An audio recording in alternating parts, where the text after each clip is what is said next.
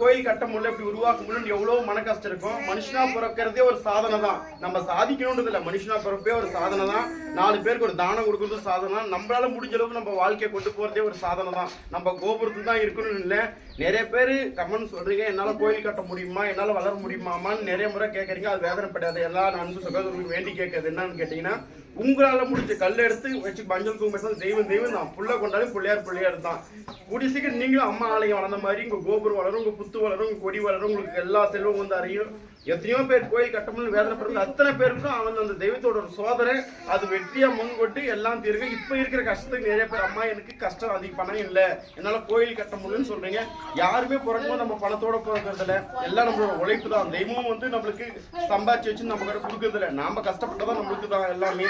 அது மாதிரி கூட்டிய சீக்கிரம் அவங்கவுங்க வணங்குற எல்லா தெய்வமும் உங்களுக்கு துணை இருக்கணும், உங்களுடைய வெற்றியில முன்னிருக்கணும். அதை எதிர்ப்ப மீறி உங்களையும் சாதிக்க வைக்கணும்ட்டு எல்லா வல்ல இந்த ஆதிசக்தி வேட்டக்காளி அம்மனை வேண்டிக்கிட்டு, உலகம் போட்டு ஒத்துமை அந்த படவீட்டு ரேணுகம்மனை வேண்டிக்கிட்டு விடைபெறுவோம். நன்றி.